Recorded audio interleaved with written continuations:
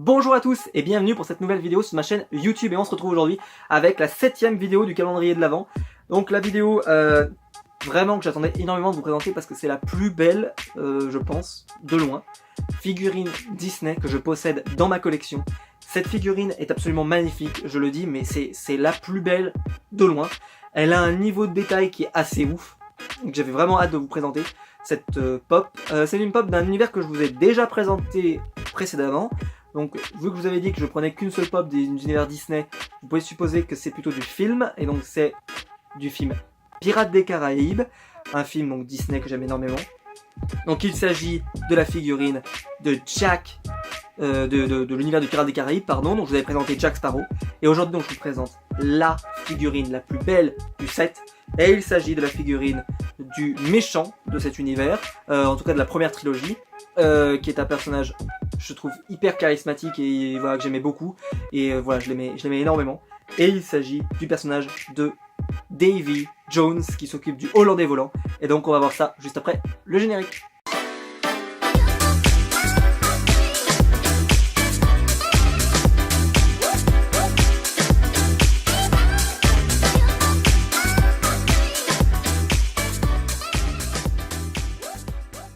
Donc pour les pops qui composent le set, donc vous avez la numéro donc 174, Pirates des Caraïbes. Donc il s'agit bien de Davy Jones. Donc ici donc vous avez Jack Sparrow que je vous ai déjà présenté. Vous avez donc Barbossa, Davy Jones que je vous présente aujourd'hui, et Elizabeth Swann que je vous présenterai prochainement. À vous de deviner quand. Je vous présente donc aujourd'hui. Donc je vais pas répéter ce que j'avais dit pour le film voilà, avec la figurine Jack Sparrow. J'aime énormément la trilogie de Pirates des Caraïbes. J'aime un peu moins les deux derniers films qui sont sortis, même si le 4 était vraiment pas bon, mais le 5 était plutôt pas mal. Et c'est vrai que ce qui m'a fait beaucoup aimer la première trilogie, c'est Barbossa, qui était un super bon méchant dans le premier, parce qu'il est vraiment, voilà, il est fou ce personnage. Mais alors après on a eu Davy Jones, et alors la pop de Davy Jones, pop. Alors je vous la montre. Donc elle a un socle parce que sinon elle ne tiendrait pas, c'est impossible qu'elle tienne. Voilà, je vous la montre. Et alors elle est... Waouh. Je vous montre le niveau de détail. Je vous laisse l'admirer hein, parce que... Voilà, on va prendre le temps vraiment de la faire tourner. On va vraiment prendre le temps. Parce qu'elle est trop belle. En fait, il y a tellement de détails. Je sais pas comment on va pouvoir tout parler. Donc vous avez d'abord... ouais. Je monte bien l'arrière. Alors... Vous avez toutes les tentacules. Alors vous avez quelques petits renforts comme ça là qui sont pas très esthétiques, mais franchement c'est pas bien grave. Donc vous avez les tentacules qui sont comme ça. Elles sont super belles les tentacules. Vous avez même un niveau de détail. Enfin voilà, ça est super belle. Vous avez donc le visage qui est vraiment super bien. Vous avez le chapeau qui est ouf. Le chapeau il est ouf. Vous avez plein de petits, voilà, comme si il y avait plein de coquillages qui se sont déposés dessus. Ça fait super bien. Enfin je trouve qu'elle est vraiment, le chapeau il est super bien fait. Vous avez, ils n'ont pas oublié l'énorme boule là qui est derrière, parce que c'est une pieuvre et en fait il a une énorme boule comme ça derrière la tête. Voilà, et ça ils l'ont pas oublié. On a la tenue, donc qui est magnifique, avec voilà, encore plein de petits points comme ça, comme s'il y avait énormément de crustacés, plein de trucs qui lui tiennent dessus. Vous avez la pince, j'essaie de bien vous la montrer. Il y a la pince qui est super bien faite. Il n'y a aucun défaut de peinture sur cette pop, hein. Vraiment elle est fantastique. Vous avez ensuite la chaussure. Il faut savoir qu'il lui manque une jambe, donc il a une jambe en moins, qui fait qu'on a obligé d'avoir un socle pour celui-ci parce que sinon il ne tiendrait pas debout.